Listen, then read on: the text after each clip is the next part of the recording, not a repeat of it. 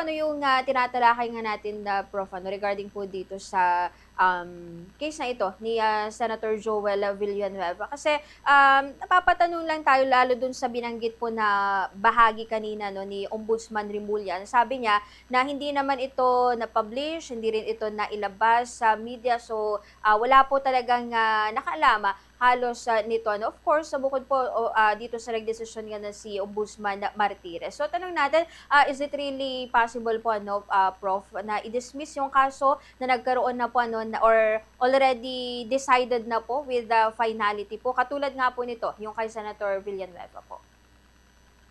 Kasi merong suspicious na ano dito sa nangyari. Kasi yung mga ganyang desisyon, lalo na high profile case yung ukol sa Priority Development Assistance Fund, no, kung saan nasangkot ang ilang mga matataas na opisyal.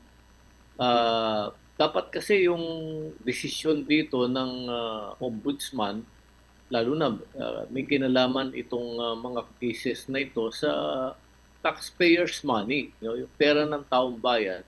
Dapat yung desisyon na yan ay hindi sekreto.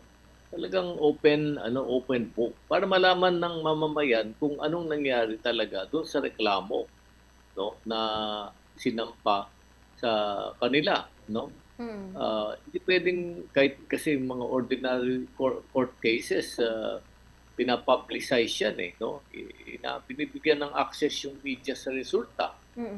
Lalo na kung high profile cases ito at lalo na kung may kinalaman ito sa pera ng taong bayan na ginamit sa ibang paraan yun nga, may kinalaman sa anomalyang uh, bahagi kung saan sila ay inaakusa. Mm. Okey. Pero tama din po ba sa ngayon itong, desisyon ano ni, Ombudsman Boying Rimulya po, Prof, na sa ngayon sabi niya po hindi na po tutuloy ano yung pagpapadala po ng, letter po ano sa Senado regarding nga po dito 'no dun sa, as order of dismissal kay Senator Villanueva? Siguro dapat i-review lahat ng mga ginawang desisyon ni former Ombudsman Martirez eh.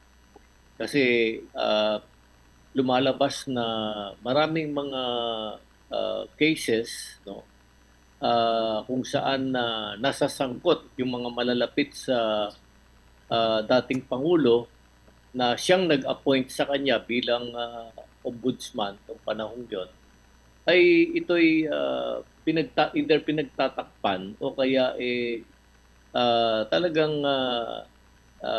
nag-aabogado mismo yung ombudsman para sa kanila, no, para protektahan ang kanilang interes, no. Itong mga ganitong mga aksyon, dapat talaga dapat talaga transparent and open, no. At para yung mga ating mamamayan ay magkaroon ng tiwala sa ating mga institusyon, lalo na yung institutions of justice na related sa corruption, no.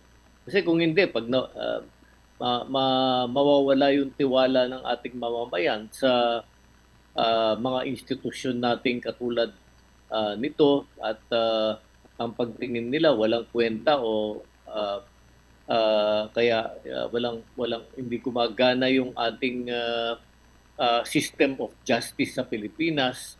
Kaya kailangan natin humingi o maghanap ng ibang venue para magkaroon ng hustisya.